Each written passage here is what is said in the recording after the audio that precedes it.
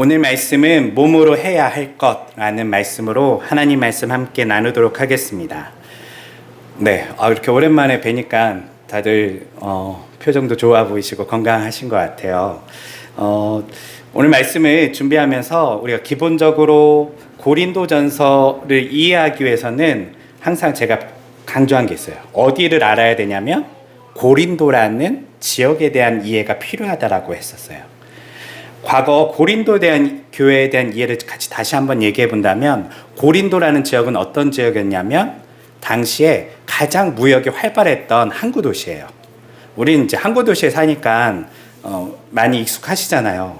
목포도 과거 한 100년 전, 80년 전에는 우리나라에서 3대 항으로 불릴 만큼 엄청나게 많은 물건들이 오고 가고 했던 곳이라고 들었었어요. 네, 그런데 이제 목포 바다가 그렇게 깊지 않고 하다 보니까 큰 물건들은 이리로 많이 못 오고 이런 것 때문에 지금은 조금 약화됐지만, 과거에는 굉장히 목포도 화려했던 곳이고, 그래서 제가 목포에 대해서 안 게 있어요. 도시 면적에 비해서 인구密도가 엄청 높대요. 도시는 서울의 한 동네 정도 수준밖에 안 되는데 그 안에 살고 있는 인구密도는 서울이나 부산을 저리 가라 할 만큼 빼곡하게 살고 있대요.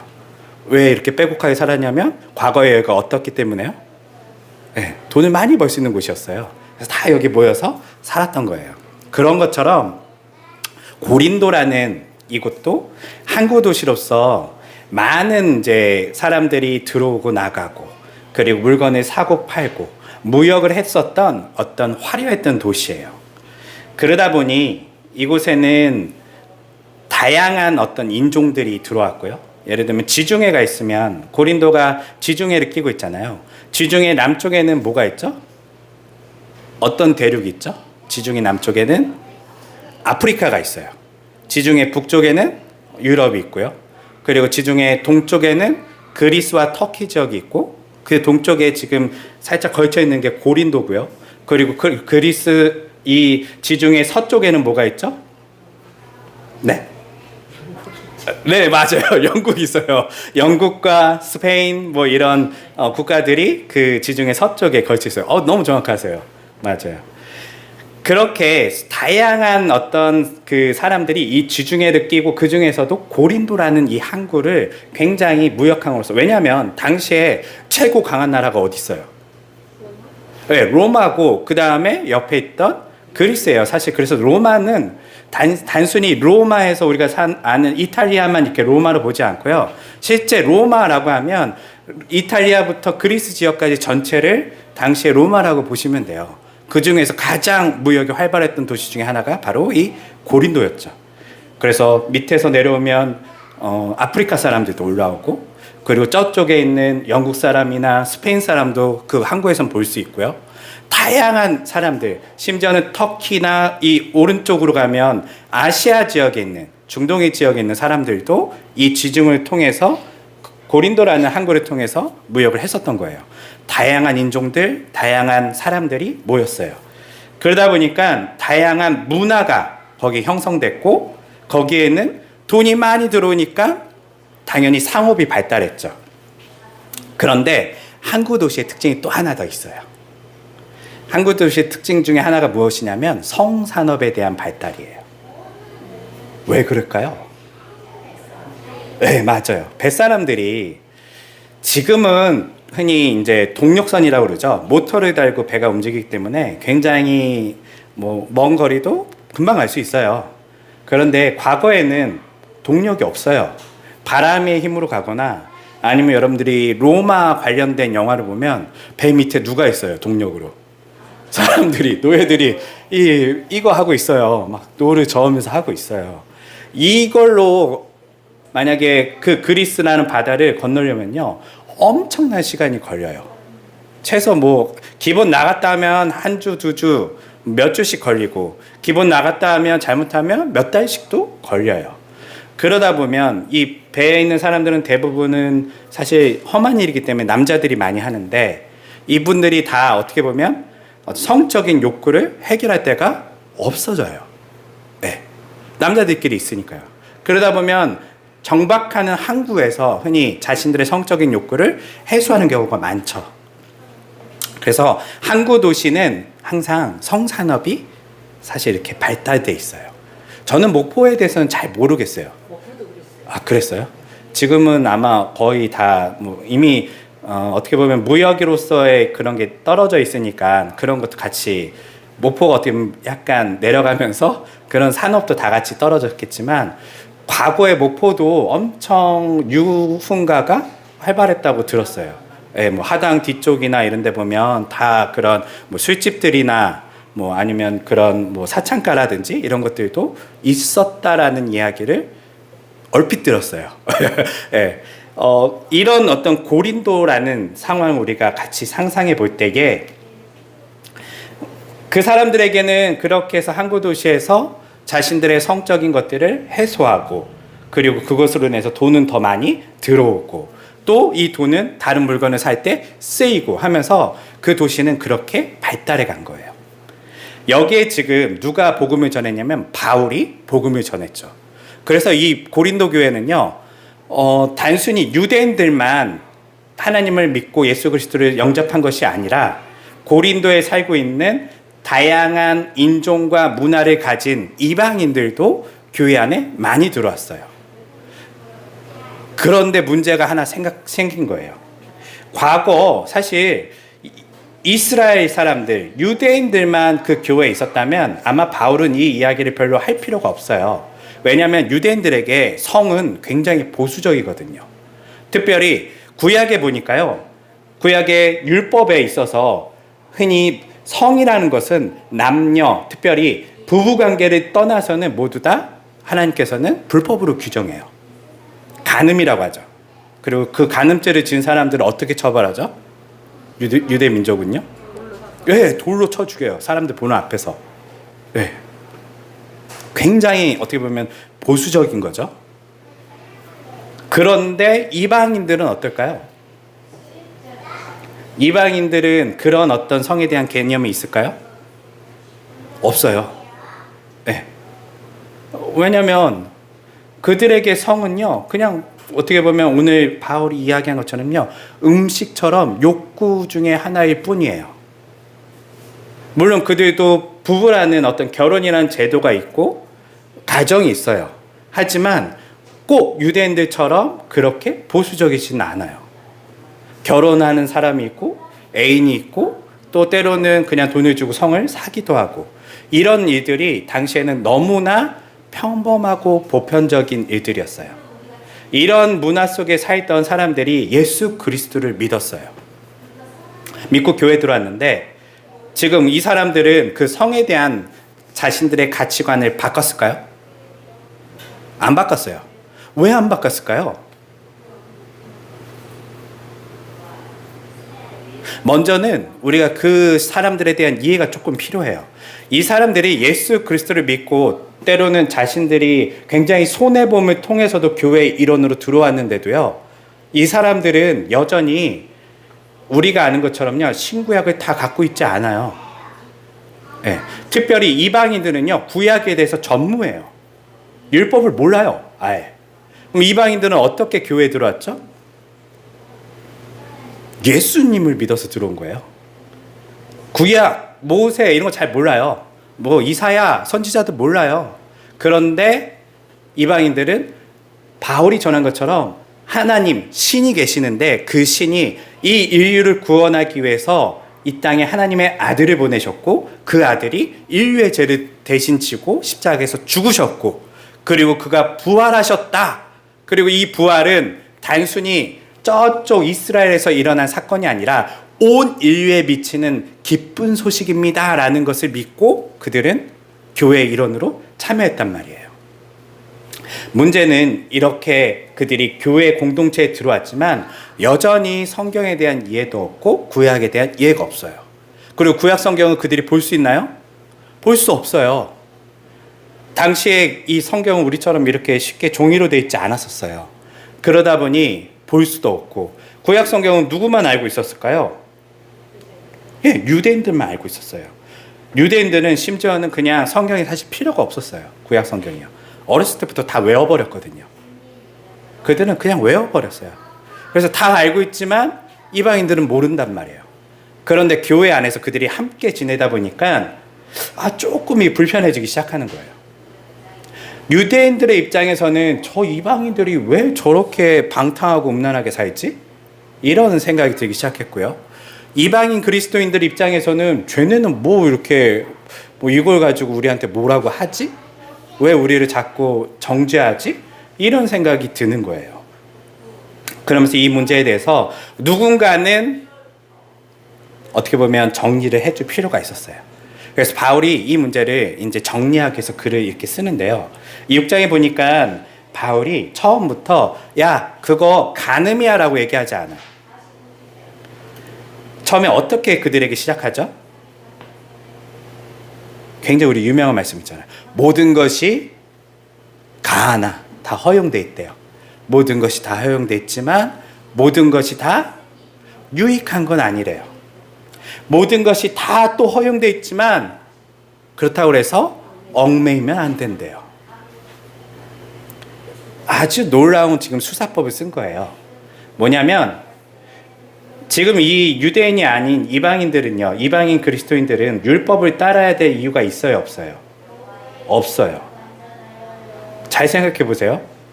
율법을 따라야 한다고 하는 것은 바울이 사실 굉장히 반대했던 거예요. 할례도 반대했고, 그리고 율법에 의한 어떤 그들이 제사를 지내고 하나님께 예루살렘에 가서 이런 것들도 다 바울은 반대했어요. 율법에 있는 것들을요.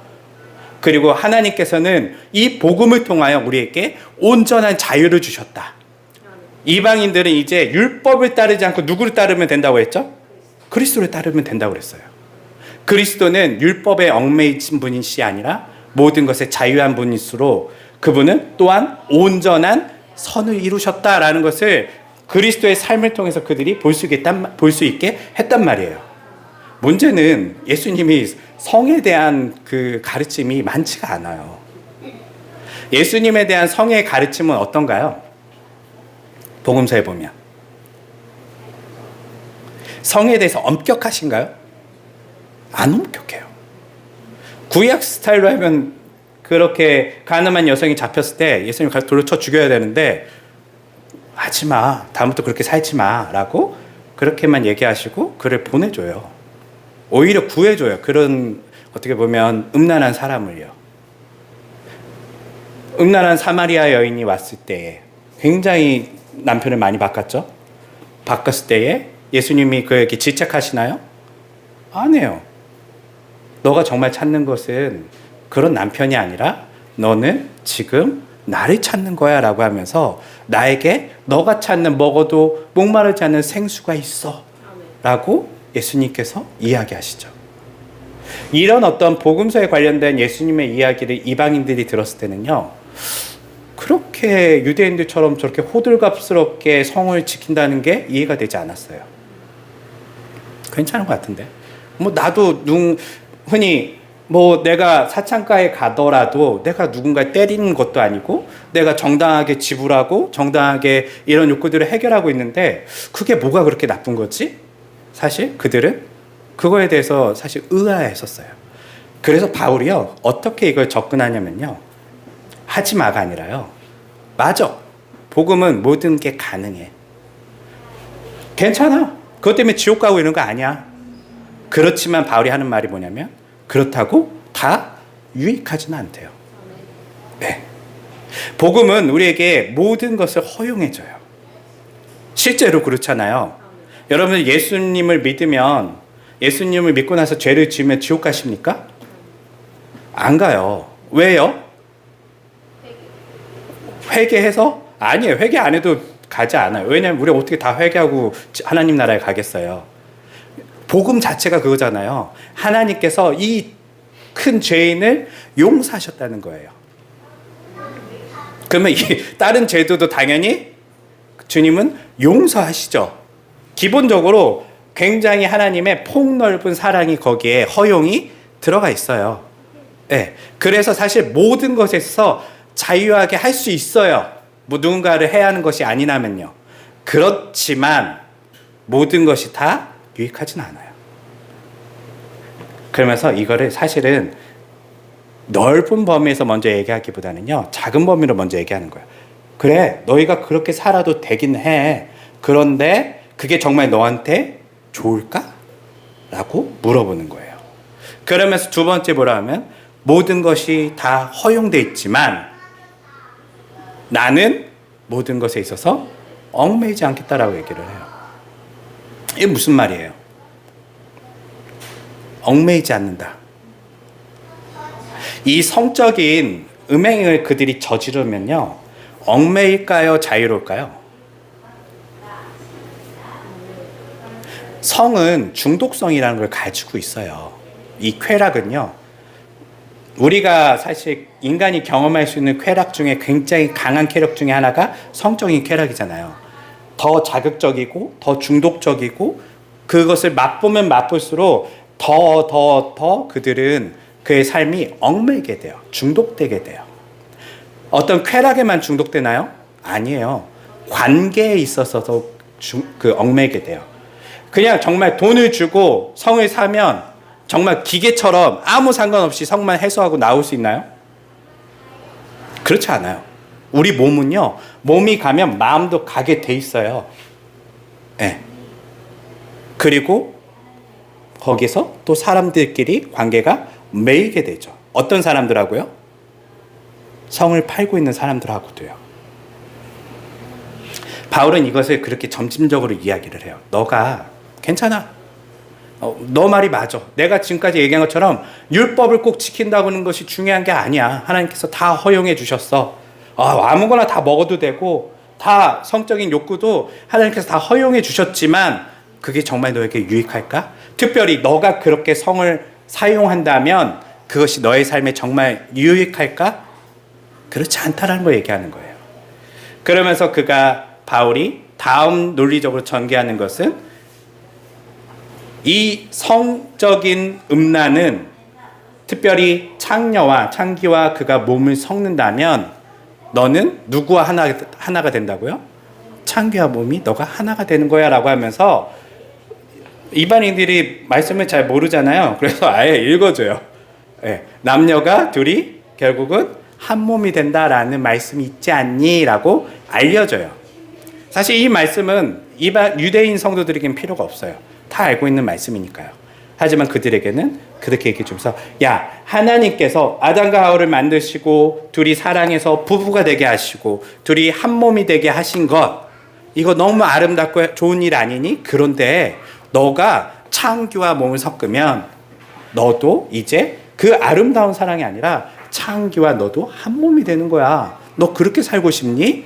라고 어떻게 보면 개인적 차원에서 그에게 이야기하시는 것이죠. 여기까지 들으면 그들이 어떤 생각을 할까요? 네. 정말 나한테 유익한가? 아직은 조금 이제 고민이 되기 시작하겠죠. 아직 이것을 강력하게 끊을 만큼 그들에게 어떤 동기부여는 되지 않을 수도 있어요. 그런데 바울은 마지막으로 이 논리를요, 하나 더 발전시켜요. 그것은 무엇이냐면, 이제 너가 이것을 하고 말고에 너무 집중하지 말고 너의 몸을 어떻게 사용하라고요? 네, 오늘 마지막 절에 보니까요, 하나님의 영광을 위해 사용하면 어떻게 사용할지를 네가 좀 고민하며 살았으면 좋겠어라고 마지막은 개인적 차원에서 하나님의 차원으로 이것을 확장시켜요. 그러면서 뭐라 얘기하냐면, 너가 그렇게 창기와 몸이 하나가 되는데 잘 들어봐. 너의 몸은 누구의 몸이지? 라고 하는 거예요. 아까까지는 나 괜찮아. 창기를 난 사랑해. 하나 돼도 괜찮아. 라고 하는 사람이 있을 수 있잖아요. 그런데 바울이 뭐라고 하냐면, 그런데 잘 생각해봐. 너의 몸은 누구의 몸이지? 성령이 거하고 있는 집이야. 너는 괜찮을지 모르겠지만 성령도 기뻐하실까? 성령도 그 행위에 과연 옳다라고 말하실까? 라고 그에게 다시금 그의 시선을 바꿔놓는 것이죠. 그러면서 하는 말이, 너의 몸도 이제 하나님의 영광을 위해 어떻게 쓸지 한번 너가 생각하면서 살기 바래라고 권면하고 있어요. 이 본문의 말씀은 사실 우리에게 많은 것을 고민하게 해주는 말씀이에요. 그냥 보면 그래, 그렇다면 이것을 하지 말아야 돼 라는 결론인가요? 어때요? 바울이 지금 뭐라고 얘기하는 거예요? 강력하게 하지 말라는 소리는 아니에요. 그렇지만 바울이 지금 이 전체 이야기를 통해서 뭘 얘기하고 싶은 거예요? 궁극적 결론은 뭐예요? 음행에 대한 규정을 만드는 거예요? 뭐죠? 그렇죠.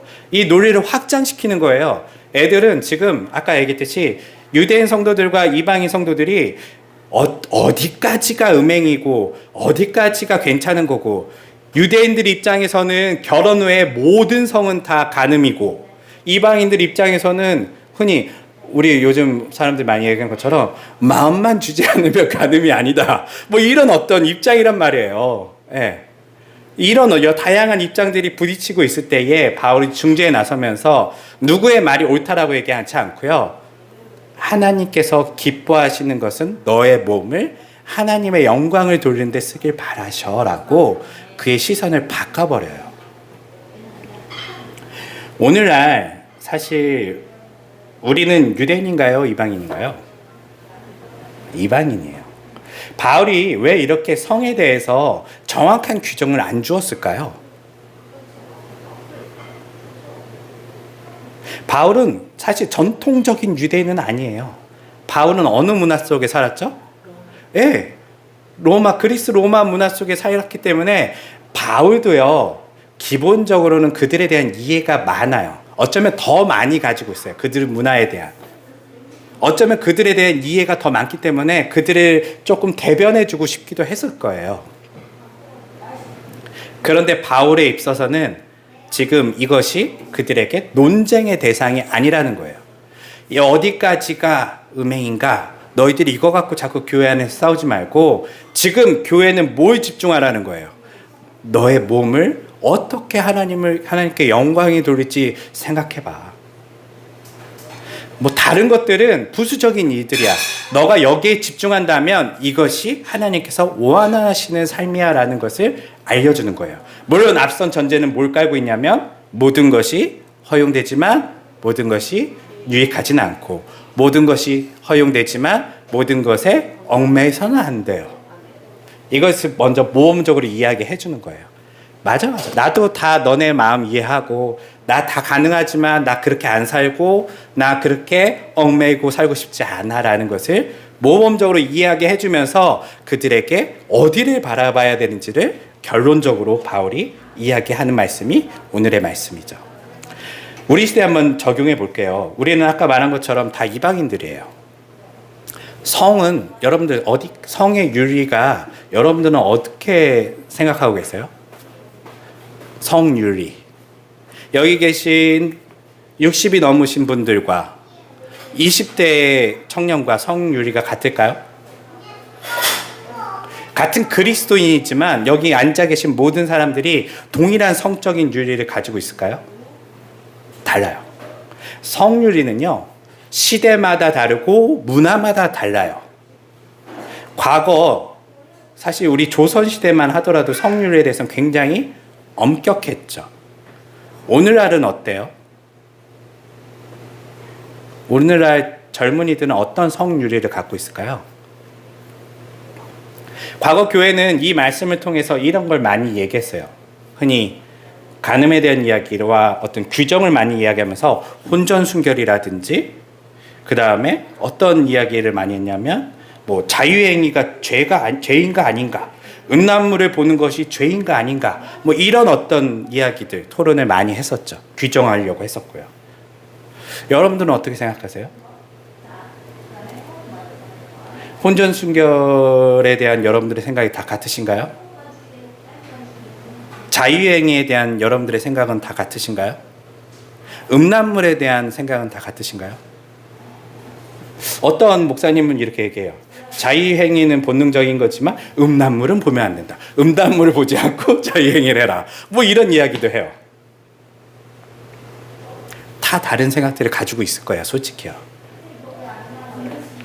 사람들은 이것은 사실 우리가 이 기준은요 애매해요. 바울도 규정해주기 좀 어려웠던 부분인 거예요. 왜냐하면 이 성유리는요 계속 바뀌거든요.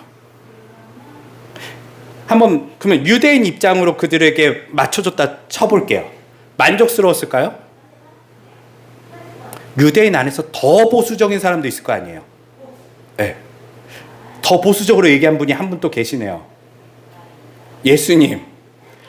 예수님은 뭐라고 그러냐면 유대인들 같은 경우는 결혼 이외의 모든 성은 다 간음이다라고 얘기했는데 예수님 뭐라고 그러죠? 마음에 품기만 했어도 생각만 했어도 간음이다라고 얘기하잖아요. 그러면 누군가 얘기했을 거예요. 아니에요. 정말 그 결혼 위에 그런 거 하는 거 다 음란한 거고 그거 다 하나님 기뻐하지 않는 거예요. 어디까지 하셔야 되냐면 마음에도 품으시면 안 돼요. 점점점 사람마다 그 안에서도 더 보수적인 사람, 덜 보수적인 사람 계속 또 나눠져요. 누구도 만족시킬 수 없어요. 과거 우리나라만 하더라도 어디까지가 혼전순결이었을까요? 우리 부모님 세대는 손만 잡아도 결혼해야 되는 시대라고 흔히 얘기하잖아요. 네. 누군가 내 손을 잡으면 결혼해야 되고 그렇지 않으면 그 순결을 빼앗겠다라고 생각했던 시대도 있어요. 오늘날 청년들은 어떨까요? 오늘날은 굉장히 개방적이죠. 뭐 요즘은 흔히 동거를 해도 혼전 순결이라고 얘기해요. 내가 결혼 후에 뭐 나쁜 짓만 안 하면 그건 괜찮은 거야. 그 전까지는 괜찮아라고 청년들은 자유롭게 생각해요. 그것을 볼 때 우리 그리스도인들은 그들에게 뭐라고 할 수 있을까요? 아니야, 그거 잘못된 거야. 그런 생각 가지고 계시죠? 저도 보수적인 나이에 지금 벌써 들어가 버려서 이해가 잘 안 되기는 해요. 그렇게 살면 안 될 것 같은데. 그런데 한번 생각해 볼게요. 바울은 이렇게 다양한 성에 대한 가치가 다른 사람들에게 그것에 대해 기준을 맞춰주는 게 아니라요. 규정을 해주는 게 아니라 뭘 하고 있다고요? 원론적인 이야기 하는 거예요. 너의 몸은 그리스도의 몸이야. 성령이 내주하는 몸이야. 그리고 성령이 내주하는 몸은 어떻게 살아야 될지는 네가 조금 직접 고민해 보고, 그리고 모든 초점을 어디에 맞추라고요? 예, 어떻게 너의 몸을 통해 하나님께 영광을 돌릴지 고민해 보라고 얘기해요. 그러면 성적인 기준이 다르고 어떤 것들이 다 다른 사람들도요, 자기 나름대로 하나님께 어떻게 하면 내 몸을 통해서 영광을 돌릴지에 대한 그런 생각으로 전환시켜버리는 거예요.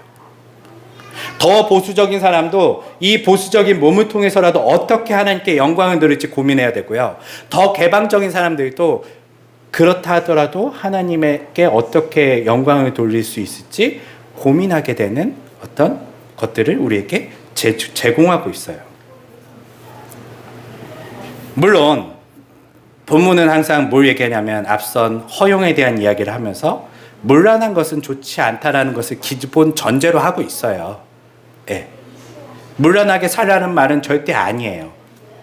그것이 아까 얘기했듯이 모든 것이 가하나 모든 것이 유익한 게 아니라는 것처럼 바울은 이미 그것에 대해서 자기 나름대로의 규정은 하고 있어요. 하지만 그들에게 강력하게 여기까지야 라고 하지 않는 이유는 이렇게 만들어버리면 이제 사람들이 어떻게 살까요? 사람들은요, 아주 잘 피해서 살아요. 그 규정을요. 네. 정죄하기도 하고요. 율법이 주는 해악이 그거였잖아요. 네. 하나님은 방향성을 얘기한 거예요. 십계명을 통해서 십계명이 내 부모를 공경하라. 그리고 안식일을 거룩하게 지키라. 우상을 만들지 말고 거기서 절하지 말고 섬기지 말아라. 그리고 도둑질하지 말라. 이 모든 말씀이 그것을 지키는 데 집중하라는 거예요? 아니에요. 그것은 이웃을 사랑하고 하나님을 사랑하는 방향성과는 완전 다른 행동이다라는 것을 대표적으로 이야기해 주면서 그들에게 하나님 사랑과 이웃 사랑에 대한 어떤 방향성을 읽어주는 거거든요. 율법주의자들은 계속 규정하길 바래요. 여기까지야, 저기까지야, 이건 해야 되고 이건 하지 말아야 돼. 그런데 예수님은 오셔서 항상 뭘 해버리시죠? 규정을 다 깨버려요. 깨버리고 방향성을 항상 알려주세요. 안식일은 사람을 위해 있는 거야. 그러면 사람을 위해 쓰면 먹어도 됩니까? 안 먹어도 됩니까? 라고 사람들은 또 규정하길 바라는데 예수님은 그게 아니라 사람을 위해 모든 것이 존재해야 돼. 안식일조차도. 그러면 또 못 알아먹는 사람들은 그러면 어떻게 해야 됩니까? 자꾸 뭔가 행위적인 규정을 해달라고 하는데 예수님은요 그렇게 얘기 잘 안 해요. 왜일까요? 여러분들이 존중하니까요. 예수님이 규정하는 순간 여러분들은 뭐가 돼요? 죄인이에요. 그리고 굉장히 노예적으로 복종하면서 살게 돼요. 율법이 주는 해악이잖아요. 근데 예수님이 방향성을 알려주면요, 여러분들은 뭘 갖게 되죠? 자유를 얻게 돼요. 그리고 스스로 순종하는 것이 무엇인지에 대해서 고민하며 산단 말이에요. 사랑하는 성도 여러분, 많은 교회 성도분들이 사실 규정을 바래요. 젊은이들은 술은 먹어도 됩니까? 먹으면 안 됩니까? 음란물은 봐도 됩니까? 보면 안 됩니까? 뭐 다양한 규정을 해달라고 이야기하는 사람들이 많아요. 11조를 해야 됩니까? 하지 말아야 됩니까? 어디까지 헌금해야 되고 어디까지는 하지 말아야 됩니까? 다양한 규정을 사람들은 원하지만 성경은 우리에게 규정을 얘기하지 않아요. 네. 성경은 항상 방향성을 얘기해요. 헌금은 어떻게 해야 될까요? 헌금의 방향성은? 네. 여러분들의 모든 것은 누구에게 왔다? 하나님으로부터 왔다라는 믿음의 고백으로서 하는 거예요. 그리고 이 돈을 통하여 때로는 나 외에 다른 이웃이, 다른 사람들, 다른 공동체, 우리 교회가 그것을 같이 나눌 수 있는 사랑을 베푸는 것이죠. 방향성만을 가지고 있어요. 얼마를 해야 될까요? 없어요. 누군가에게는 모든 것을 해야 될 수도 있고요. 네. 어떤 사람에게는 오늘 먹을 것이 없는 사람에게는 최소한을 해야 될 수도 있어요. 규정되어 있지 않아요. 음란물은 봐야 될까요? 보면 안 되죠. 왜 대답을 안 하세요? 예, 보면 안 볼 수 있어요? 눈이 가요. 예. 어디까지가 음란물인가 또 이 다음 규정을 해야 되잖아요. 어디까지가 음란물이에요? 여러분들이 음란한 생각을 가지고 보는 모든 게 다 음란물이죠. 아무리 완벽하게 옷을 입었다 하고 지나갈지라도 어떤 사람이 음란한 시선으로 보면 음란물인 거예요. 근데 거기서 자유할 수 있으세요? 없어요. 예수님이 그래서 얘기하는 거예요. 여자를 보고 마음에 욕정을 품은 자에게 모두 간음이다. 이 말이 뭐예요? 욕정을 품지 말아라는 얘기예요? 예수님은 그것 때문에 얘기한 게 아니라 앞선 본문을 보면요, 그들이 간음이 무엇인지 규정했단 말이에요. 규정한 걸 깨버리는 거야. 야, 너네 다 걸렸어. 이 규정 너네 못 지켜. 하나님이 원하시는 규정 여기까지야. 그러면 이게 안 되니까 이제 어떻게 하라는 거예요? 그들에게 필요한 건 지키는 거예요? 아니요. 뭐예요? 은혜예요, 은혜. 네. 내가 죄인인 걸 알고, 나는 간음할 수밖에 없는 인간이구나. 나는 죄인이구나. 라는 것을 알고 하나님께 나와, 하나님 당신이 아니면 나는 도저히 의롭게 살 수 있는 존재가 아닙니다. 나는 여전히 가늠한 자이고 나는 죄인입니다를 고백하면서 하나님을 붙들고 살라고 예수님께서 말씀하신 것이지 규정하려고 하신 게 아니에요. 오늘날 많은 그리스도는 여전히 계속 교회 안에서 규정하려고 그래요. 어디까지인가, 어디까지인가, 어디까지인가. 어디까지 먹는 것은 술을 방탕하게 먹는 것이고, 어디까지 먹는 것은 건강하게 먹는 것이고, 어디까지 음란물을 봐야 되고, 어디까지 혼전순결이고, 수많은 것의 규정을 우리가 만들려고 하는데, 오늘 말씀은 우리에게 주는 가장 큰 교훈은요, 뭐라고요? 규정이 아니라 하나님께 영광을 어떻게 돌릴지 좀 고민하고 살아봐예요. 네. 얘들아, 왜 자꾸 그런 거 갖고 싸우고 그런 거 갖고 답답하게 서로 그러고 있니? 어차피 너네들은 다 다르잖아, 기준이. 누구에게도 만족할 수 없어. 그래서 심지어는 예수님이 이 모든 것을 다 깨버린 거야. 너네 다 싹 다 죄인이야 라고 하면서요.